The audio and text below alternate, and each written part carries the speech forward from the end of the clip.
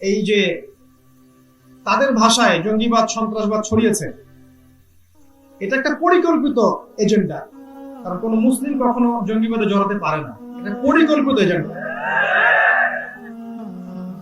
যারা যেসব বোকা যুবক ওই যে পশ্চিমাদের ধোকায় পড়ে এইসব দলে যোগ দিয়েছে, তাদের আকীদা হচ্ছে এরকম যে কেউ কবিরা গুনাহ করলেই কাফের হয়ে যায়। এই খারেজি আকীদা লালন করে এরা মুসলিমদের বিরুদ্ধে বিদ্রোহ করে। তারা মনে করে কবিরা গুনাহ করেছে এই জন্য সে কাফের, এই জন্য তার রক্ত এর মাল আমার জন্য হালাল। এই আকীদাটাই মূলত এই ইসলামের নামে যত জঙ্গিবাদ সন্ত্রাসবাদ ছড়িয়েছে এটাকে উস্কে দিয়েছে। এটা একটা ডেঞ্জারাস আকীদা, এটা বাতিল আকীদা। কোন যুবক যেন ভুলেও এই আকীদা জড়াবে না, সতর্ক থাকবে। একজন মুসলিম কবিরা গুনাহ করলে কাফের হয় না, সে ফাসিক হতে পারে, জালেম হতে পারে, তার তওবার দরজা খোলা আছে। ঠিক আছে, মৃত্যু পর্যন্ত তওবার দরজা খোলা আছে, এবং কোন হালতে ওর মৃত্যু হবে এটা আল্লাহ দেখবেন, আমার দেখার দায়িত্ব। এবং তার রক্ত তার মাল আমার জন্য হালাল নয়। খেয়াল করে দেখবেন এগুলো করে যেটা হয়েছে, মুসলিম রাষ্ট্রগুলোর মধ্যে অরাজকতা বৃদ্ধি পেয়েছে। এরা কিন্তু ইসরায়েলকে আক্রমণ করতে পারে না, কথা বোঝেন নাই? ইসরায়েলের এগেইনস্টে এদের কোনো জিহাদ নাই, সমস্ত জিহাদ মুসলিম দেশের বিরুদ্ধে। এগুলো পরিকল্পিত। টাকা সান্তা ক্লজ থেকে টাকা আসে, সান্তা ক্লজ থেকে অস্ত্র আসে। সান্তা ক্লজ বোঝেন তো? বোঝেন না?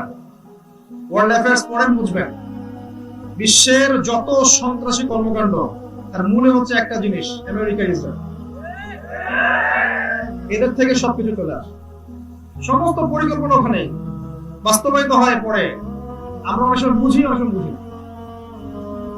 হতভাগা তারা, মুসলিম হতভাগা তারা যারা এদেরকে বন্ধুরূপে গ্রহণ করেছে। না, এদের যে হতভাগা মুনাফিক গাদ্দার এই উম্মার মধ্যে কেউ নেই।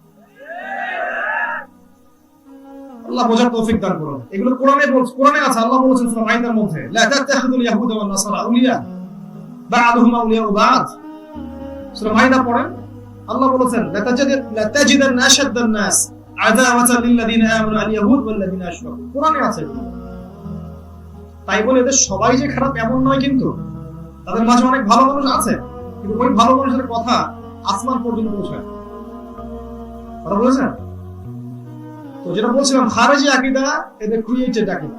এই ফাঁদে কখনো পা দিবেন না। একজন মুসলিম লা ইলাহা ইল্লাল্লাহ কালিমা পড়াই যথেষ্ট নয়, আমল করতে হবে। আমল করতে গিয়ে ভুল হতে পারে, কবিরা গুনাহ হতে পারে, সে সুদ খেতে পারে, জিনা করে ফেলেছে, মদ খেয়ে ফেলেছে, ইত্যাদি ইত্যাদি। কিন্তু ওর তওবার দরজা খোলা আছে, ও হত্যার যোগ্য মানুষ নয়। ঠিক আছে, এদের বিরুদ্ধে বিদ্রোহ করে রাষ্ট্র বিরুদ্ধে কোনো বিদ্রোহ করা যাবে না। করলেই মুসলিমদের ক্ষতি, উপকার নাই। ক্ষতি ছাড়া কোনো উপকার নাই। যতটুকু দেখছেন এতটুকু সংকীর্ণ হয়ে আসবে, এটাও থাকবে। আল্লাহ বোঝার তৌফিক দান করুন, আমিন। আপনি কল্পনা করতে পারবেন না। তো বাধা আসে পরিবার থেকে, তারপর বাধা আসবে সমাজ থেকে, তারপর বাধা আসবে রাষ্ট্র পর্যায় থেকে, তারপর বাধা আসতে পারে ধর্ম নেতাদের থেকে। আবার বলছি, 4টা পর্যায়ে সাধারণত বাধা আসে হকের উপর। পরিবার বাধা দিতে পারে, সমাজ অথবা সমাজের ধর্ম নেতারাও বাধা দেয়। ধর্ম নেতাদের স্বার্থে যখন আঘাত লাগে তখন তারাই বলবে যে এরা খারেজি হয়ে গেছে, এরা জঙ্গি হয়ে গেছে, এগুলো ভালো শব্দ। বড় বড় ইস্যু নিয়ে কোনো কথা নাই। যখন দেখবে যে কারো মাধ্যমে বা কিছু ব্যক্তির মাধ্যমে বা কোন একটা মসজিদের মাধ্যমে, একটা মাদ্রাসার মাধ্যমে, কোন একটা অ্যাসোসিয়েশনের মাধ্যমে কোনো বিষয়ের মধ্য দিয়ে মানুষ দিনের দিকে আসছে, জাহেলিয়াত ত্যাগ করে দিনের পথে আসছে, দিনের একটা ফ্লো সৃষ্টি হচ্ছে, তখন দেখবেন এক শ্রেণীর আলেম ওলামারই গাত্রদাহ শুরু হয়ে যায়, হিংসা শুরু হয়ে যায়, বিদ্বেষ শুরু হয়ে যায়, মনের মতো রোগ লালন করে। গর্তের মধ্যে থেকে উঁকি মেরে বলবে ও খারেজি, আবার গর্তে ঢুকে যাবে। অন্য কোন ইস্যুতে দেখবেন না, যখন দেখবেন ফ্লো সৃষ্টি হচ্ছে, একবার মাথা বের করে খালি বলবে অমুক অমুক জঙ্গি, অমুক অমুক খারেজি, আবার গর্তে চলে যাবে। এছাড়া কোনো কাজ নাই। আর আপোষের মধ্যে হিংসা, বিদ্বেষ, গীবত, তহমত করে করে ওই ওলামায়ে কেরাম ঐক্য নষ্ট করে ফেলেছে। এই একটা মঞ্চে সবাই একসাথে বসতে পারে না। আপনি মনে করছেন সবাই একসাথে বসে ইসলামী খেলাফত কায়েম করবে? জীবনও না, জীবনও না। আমি বিশ্বাস করি না। বরং এক শ্রেণী যদি উন্নতি করতে থাকে, আর এক শ্রেণী গাত্রদাহ শুরু, এবং দেখা যায় নিজের ভাইকে শত্রুর হাতে সোপর্দ করতে পর্যন্ত বুক কাঁপে না। একজনের দুর্দিন আসলে আরেকজন মিষ্টি বিতরণ করা শুরু করে। একজনের দেখা যায় যদি নাই, ভিতরে চলে গেছে, খুঁজে পাওয়া যাচ্ছে না, বা হ্যারাসমেন্ট আসছে, নির্যাতন নিপীড়ন চলছে, দেখবেন অন্য কিছু মানুষ সেলিব্রেট করা শুরু করে। কত সুন্দর একটা কাজ করছে। হাবিল কাবিলের যে সুন্নাহ ছিল এটা চলছে এখন আর কি আমাদের মধ্যে। তো ধর্মনেতারাও বাধা দেয়। এখানে আমি বলবো কিভাবে সমাধান করবেন। সাম্প্রদায়িক বিভক্তিতে যায় না। আপনি একটা মাযহাব ফলো করেন, আলহামদুলিল্লাহ, কোনো সমস্যা নেই। আপনি আরেকটা মাযহাব ফলো করেন, সমস্যা নেই, করেন। আপনি একটা পীরের তরিকা মানেন, আপনি আরেকটা মানছেন, মানেন। আপনি একজন আলেমকে ফলো করেন, তাকে ভালো লাগে আপনার, তার বইপত্র পড়েন, লেকচার শোনেন।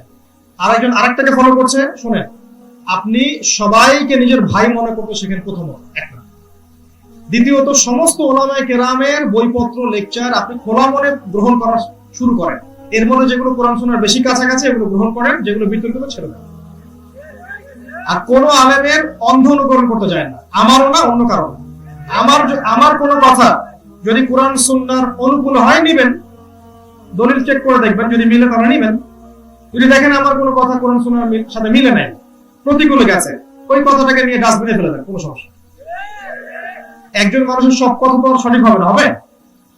কখনো হবে না। এমন কোন মানুষ নাই এখন পৃথিবীতে, এমন কোন স্কলার নাই যার প্রত্যেকটা কথাই চোখ বন্ধ করে গ্রহণ করা যায়।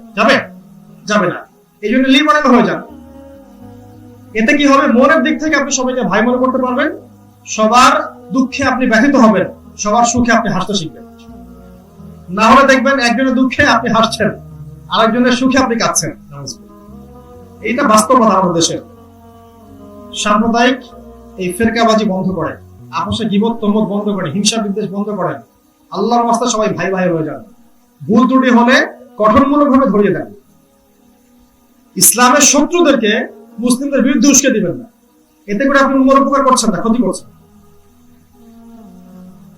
এক শ্রেণীর মানুষকে আমি এমনও দেখেছি, জেনারেল লাইন থেকে উঠে আসা হিউজ পরিমাণ ছেলে যখন দিনের পথে আসছে, তাদের ভুল ধরা শুরু করছে, তাদের এইটা ভালো না, ওইটা ভালো না। আমি একটা প্রশ্ন করি, আপনি জেনারেল লাইনে পড়া মানুষদের জন্য আলাদা কোনো মাদ্রাসা করেছেন?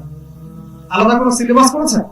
মনে করেন একটা ছেলে অনার্স পাস করেছে, কথা এবং অনার্স করছে, সে মনে করেন পলিটিক্যাল সায়েন্সে, ভালো সাবজেক্ট না, ফিজিক্সে বা কেমিস্ট্রিতে বা ইকোনমিক্সে।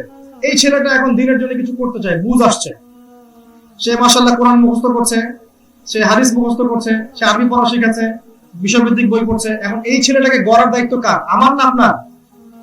এই ছেলেটাকে গড়ার দায়িত্ব উলামায়ে কেরামের। এই ছেলেকে গড়ার দায়িত্ব কার? উলামায়ে কেরামের। আপনি তার জন্য কয়টা প্রতিষ্ঠান করলেন? আপনি তার জন্য কয়টা সিলেবাস লঞ্চ করলেন? কয়টা ডিপ্লোমা কোর্স লঞ্চ করলেন? তাকে 5-6 বছর কোথায় পড়ানোর ব্যবস্থা করলেন? কিছুই তো করলেন না, খালি ওর সমালোচনা করতে আছেন। এর জন্য ওই বেচারা চেষ্টা করছে, আলহামদুলিল্লাহ। দেখা যায় পরে ওই বেচারাকে আল্লাহ পাক কবুল করে নেন। এমন হয়, দেখবেন হিউজ সংখ্যক মানুষ জেনারেল ব্যাকগ্রাউন্ড থেকে উঠে আসছে এবং দিনের খিদমতে কাজ করছে। এখন ওয়াইন তাতাওয়াল্লাউ ইস্তাবদিল কওমান গায়রাকুম, তোমরা যদি মুখ ফিরিয়ে নাও, আল্লাহ পাক অন্য কওমকে হেদায়েত দিয়ে তোমাদের জায়গায় নিয়ে আসবেন। সুম্মা লা ইয়াকুনু আমসালাকুম, তারা তোমাদের মতো অপদার্থ হবে। আর সবচেয়ে বড় কষ্টের কথা একটা হচ্ছে, কোরআন এবং সুন্নাহর মতো অভ্রান্ত সত্যের উৎস থাকার পরেও এগুলোকে হাতে নিয়ে আমরা বিশ্বকে চ্যালেঞ্জ করতে পারি না। কথা কি বুঝতে পারছেন? কোরআন সুন্নাহ হাতে নিয়েও আমরা বিশ্বকে চ্যালেঞ্জ করতে পারি না। এর চেয়ে দুঃখের আর কিছু নেই আমার মনে হয়। তো আমরা আপোষের হিংসা বিদ্বেষ, গীবত তহমত ফেরকাবাজির সম্পূর্ণ বিরুদ্ধে। অ্যাটলিস্ট আমার ভিউটা বলছে, সবাইকে ভাই মনে করেন, সবাইকে বুকের সাথে জড়িয়ে নেন। যার যার ভুল, সেই ভুলটাকে উম্মার ঐক্যের খাতিরে এড়িয়ে যান। আমাদের মধ্যে যে বিষয়গুলোতে ঐক্যমত আছে এগুলোকে আপনি গ্রহণ করেন। ইনশাআল্লাহ দেখবেন আজ না হোক 50 বছর পরে হলে ঐক্য হবে ইনশাআল্লাহ। এভাবে চলতে থাকলে কখনো ঐক্য হবে না। একটা কমিউনিটি আমি চিনি, নাম বলবো না, সেই কমিউনিটি দাবি করে তারা সবচেয়ে সহি বিষয়ের উপর আছে, তাদের যে সহি আর কেউ আমল করে না। সেই সহির মধ্যেই 4-5টা ফেরকাবাজি আছে। সেই সহিরা আবার সহি বিভক্তিতে বিভক্ত। কথা বুঝতে পারছেন? চূড়ান্ত সহিদের মধ্যে দেখবেন সহি বিভক্তি চলছে। তো তো এই যদি হয় একটা গ্রুপের অবস্থা, তাহলে বাংলাদেশের ওভারঅল সমস্ত মুসলিমদের মধ্যে কি ঐক্য সম্ভব হবে? এরকম মানসিকতা নিয়ে কখনো সম্ভব হবে না। পান থেকে চুন খসলেই কাউকে বের করে দেয়া, খারাজি ট্যাগ লাগিয়ে দেয়া, জঙ্গি লাগিয়ে দেওয়া, ও বাতিল আমি হক, এরকম ট্যাগ লাগিয়ে দেয়া, এগুলো কাজ করতে থাকলে কখনো উম্মার ঐক্য হবে? বরং ভুলটাকে গঠনমূলক সমালোচনার মাধ্যমে ধরিয়ে দিতে হবে, কাছে ডেকে ভুল ধরাতে হবে। আর যদি ভুলটাকে ভুল প্রমাণ করতে না পারেন তাহলে চুপ থাকেন। আল্লাহ ফয়সালা করবে ইনশাআল্লাহ দুনিয়া এবং আখিরাতে কে ভুল আর কে সঠিক, ইনশাআল্লাহ তাআলা।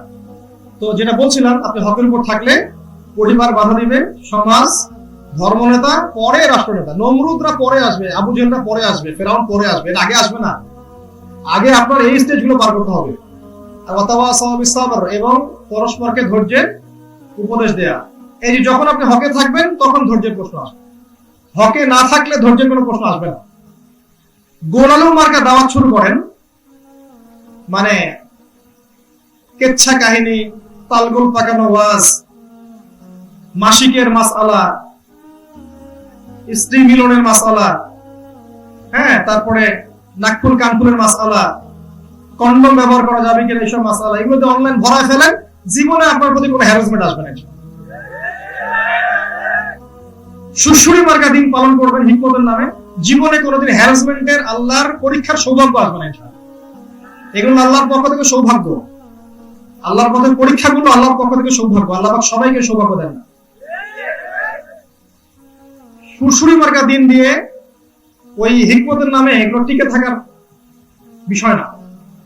সত্যকে সত্য রূপে উপস্থাপন করতে হবে, মিথ্যাকে মিথ্যা রূপে উপস্থাপন করতে হবে, তবে অবশ্যই হিকমার সাথে, প্রজ্ঞার সাথে, মাউইজাতুল হাসানার সাথে, এটা ঠিক আছে। তারপরে হিকমতের নামে সব তালগোল পাকা গোলালো মার্কা হয়ে যাবো, এর নাম কিন্তু হক নয়। তখন সবরের প্রশ্ন আসবে না। হকের উপর থাকলে পরে সবরের প্রশ্ন আসবে। ওয়ার্ল্ড অ্যাফেয়ার্স নিয়ে কথা বলা বন্ধ করে দেন, ইকোনমিক্স নিয়ে কথা বলা বন্ধ করে দেন, রিবা নিয়ে কথা বলা বন্ধ করে দেন, সমসাময়িক বিষয় নিয়ে কথা বলা বন্ধ করে দেন, উম্মার সমস্যাগুলো নিয়ে কথা বলা বন্ধ করে দেন, নিজেদের ভুলগুলো ধরিয়ে দেওয়া বন্ধ করে দেন। দেখবেন সুন্দর মতো আপনি সারা দেশে দাওয়াতি কাজ করতে পারছেন, কেউ বাধা দেবে না। প্রত্যেক মাহফিল শেষ হবে, অনেক টাকা পাবো, ফ্ল্যাট কিনবো, বাড়ি হবে, গাড়ি হবে, জমি হবে, মাশাআল্লাহ, দিনে অনেক খেদমত হচ্ছে। আরে আমি দুনিয়ায় থাকলে কি না থাকলে কি, আল্লাহ কিছু যায় আসে? আমরা সারা যারা বসে আছি সারা এইখানে, আমরা দুনিয়ায় থাকলে বা না থাকলে আল্লাহ কিছু যায় আসে? মানুষকে তো একটা কনস্ট্রাকটিভ বিষয় দিতে হবে, এর উপর মানুষ ইনশাআল্লাহ আগামীতে পথ চলবে। আবু হানিফা রাহিমাহুল্লাহ কি জীবিত আছেন? তার মাযহাব, তার ফিকহের বইগুলো, তার সুন্নাহগুলো চলছে না? ইমাম শাফিঈ আছেন? নাই, চলে গেছেন। তার ফিকহের গুলো চলছে না? তার মাযহাব চলছে না? আহমদ বিন হাম্বল আছেন? নাই, চলে গেছেন। তার অনুসারী নাই? ইমাম মালিক নাই, তার অনুসারী নাই? ইবনে তাইমিয়া নাই, তার অনুসারীরা নাই? যারা পরিবর্তন করেছে সমাজ বা জাতিকে, উম্মাকে ভালো কিছু দিয়েছে, সমাজ, দেশ, রাষ্ট্রকে ভালো কিছু দিয়েছে, তারা কেউই কিন্তু জীবিত নাই, তাদের আদর্শ ঠিকই আছে। তো সুরসুরি মার্কা দিন নয়, সঠিক দিন, সময় উপযোগী দিন, কোরআন সুন্নাহর পূর্ণাঙ্গ দিন জনগণের সামনে হিকমত, প্রজ্ঞা, মাউইজাতুল হাসানার সাথে উপস্থাপন করতে হবে। তারপরে সবরের প্রশ্ন আসবে। এবং সবর মানে হাত গুটিয়ে বসে থাকা নয়। সবর মানে হচ্ছে পরিস্থিতি পরিবর্তনের চেষ্টা করা, যেভাবে নবী সাল্লাল্লাহু আলাইহি ওয়াসাল্লাম করেছেন। তার সিরাত পড়েন, দেখবেন কিভাবে তিনি পরিবেশ পরিস্থিতি পরিবর্তনের চেষ্টা করেছেন। কারোর প্রতি আক্রমণাত্মক ভাবে নয়, উগ্রতা প্রদর্শন করে নয়, চরম পন্থায় গিয়ে নয়, সন্ত্রাসবাদ ছড়িয়ে নয়, বরং দাওয়াতের মাধ্যমে, আকীদা, আমলের সংস্কারের মাধ্যমে, সঠিক বিষয় উপস্থাপনের মাধ্যমে দিনের পরিবর্তন আসবে ইনশাআল্লাহ। এবং এর পথে যখন আপনি বাধা পাবেন তখন সবর করতে হবে। সবরের দৃষ্টান্ত নূহ থেকে নেন, মুসা থেকে নেন, ঈসা থেকে নেন আলাইহিমুস সালাম, ইব্রাহিম থেকে নেন আলাইহিস সালাম, মুহাম্মদ সাল্লাল্লাহু আলাইহি ওয়াসাল্লাম থেকে সবরের দৃষ্টান্ত নেন, তো সাহাবীদের থেকে নেন। দেখবেন যুগ যুগে হকের সাথে সবর একটা ঘনিষ্ঠ সম্পর্ক আছে। যদি দিন পালন করার পরে আপনার প্রতি কোন রকম বাধা, বিপত্তি, কটূক্তি, সমালোচনা এগুলো না আসে, বুঝবেন আপনি হকের উপর নাই আসবে। হকের থাকলে এই বিষয়গুলো আসবে এবং তখন সবরের প্রশ্নটা উঠবে।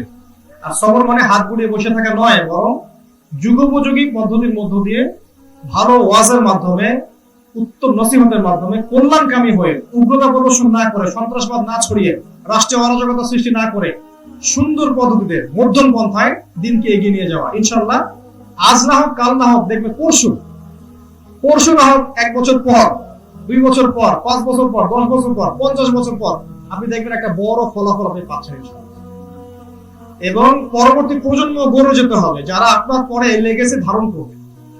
এই দায়িত্ব প্রত্যেক পরিবারের কর্তা, প্রত্যেক প্রতিষ্ঠানের, প্রত্যেক সমাজের এবং অবশ্যই আমাদের রাষ্ট্রের। আল্লাহ পাক আমাদের সবাইকে তৌফিক এনায়েত করুন।